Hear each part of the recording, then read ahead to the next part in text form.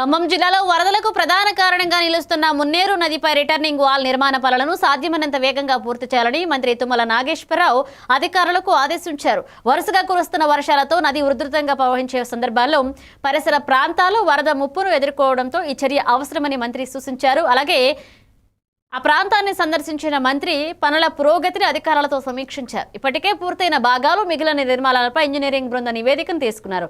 వరద జలాలు పట్టణంలోకి చొచ్చుకు రాకుండా రిటర్నింగ్ వాల్ కీలక భూమిక పోషిస్తుందని ఆయన తెలిపారు.